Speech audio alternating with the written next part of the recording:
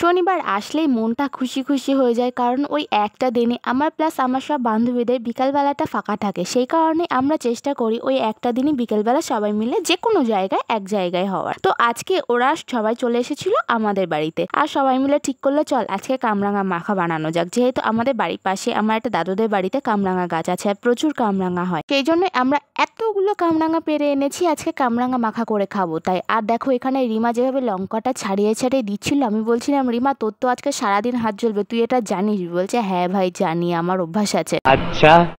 তো তারপর এর মধ্যে আমরা সব মশলাপাতি দিয়ে নিয়েছিলাম আর শম্পা সুন্দর করে ঝাঁকিয়ে নিচ্ছিল, মানে কামরাঙাগুলোকে সুন্দর করে ঝাঁকিয়ে ঝাঁকিয়ে মাখিয়ে নিচ্ছিল। আর ও কামরাঙাটা মাখতে মাখতে বলছিল দেখ তুই যদি না বলেছিস যে শম্পা সবকিছু করেছে তাহলে তোর পেজে কিন্তু আমি রিপোর্ট মেরে দেবো। ও তাই নাকি? আমি বললাম তুই সে যা পারিস বল, তুই শুধু কামরাঙাটা মেখেছিস এইটুকুই বলবো, তা বাদে আর কিছুই বলবো না। তো চলো তোমাদেরকে দেখিয়ে নিই আমরা কি কি দিলাম কামরাঙা মাখাতে। প্রথমেই 4টে শুকনো লঙ্কাকে পুড়িয়ে নিয়েছিলাম, তারপর তার মধ্যে দিয়েছিলাম লেবুর পাতা, লেবুর রস, লবণ, লঙ্কার গুঁড়ো, মরিচের গুঁড়ো আর দিয়েছিলাম একটু জিরের গুঁড়ো। তো তারপরে এই যে তার কাটা মেয়ে দুটো আমাকে বলছে এর মধ্যে বরফ দে, বরফ দিলে ভালো লাগবে। कौन है ये लोग? कहां से आते हैं? তো আমি বললাম ভাই কামরাঙা মাখাতে কে বরফ দিয়ে খায়? তারপর ওরা বলছে আরে তুই দে না, বরফ দে না, দেখ না তারপর কি হয়। তাই অগত্যা আমার আর কি, আমি দিয়ে দিলাম ওর মধ্যে দুখানা বড় বড় বরফ। তো তারপর আমরা কামরাঙার বাটিটা নিয়ে চলে এসেছিলাম ছাদের উপর, কারণ আজকে ওয়েদারটা দারুণ ছিল, সেই জন্য আমরা কামরাঙা মাখাটা নিয়ে চলে এসেছিলাম ছাদের উপর। আর আমরা এমন তানমান করছিলাম কেন জানো গাইজ, আমরা কামরাঙা মাখাকে নিয়ে একটা গান বানিয়ে ফেলেছি, তাও আবার জাতা গান না গাইজ, একেবারে র্যাপ সং র্যাপ সং। তো তোমরাও শুনে বলো কেমন হলো। अभी मजा आएगा ना भिड़ो का बाटी कोई अरे তোমরাও কিছু বলো। কামরাঙা কামরাঙা কামরাঙা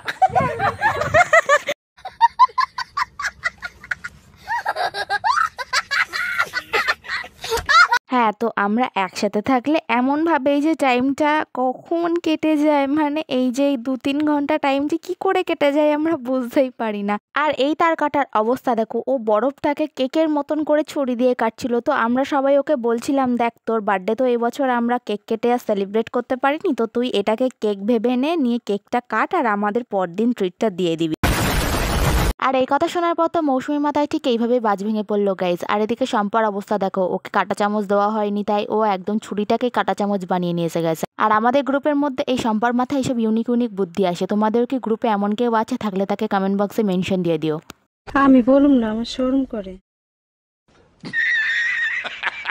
আর তারপর কামরাঙা মাখাকে এত ঝাল লেগে গিয়েছে যে শেষে আমাদের বরফ নিয়ে এসে খেতে হয়েছে সেই ঝাল কমানোর জন্য। তো তারপর কিছুক্ষণ রিলস বানিয়ে নিয়ে আমি চলে গেছিলাম একটু চা বানাতে, আর আমি বানিয়ে এনেছিলাম দুধ চা। ফার্স্ট টাইম চাটা এত সুন্দর খেতে হয়েছে। তো চলো টাটা, আজকে মিনি ব্লগটা এখানে এন্ড করছি। আর হ্যাঁ, আমি ওই যে অষ্টপ্রহরের দিনে ব্লগগুলো পোস্ট করেছিলাম ওগুলোতে তোমাদের অনেক ভালোবাসা পেয়েছি। লাস্টের ভিডিওটায় তো 800+ ভিউজ এসছে। এটা আমার নতুন পেজ, তাই নতুন পেজে 800+ ভিউজ আমার কাছে এনাফ। আর তার জন্য তোমাদেরকে অসংখ্য অসংখ্য ধন্যবাদ। আশা করবো এইভাবেই পাশে থাকবে। তো চলো টাটা, আজকে ব্লগটা এখানে এন্ড করলাম।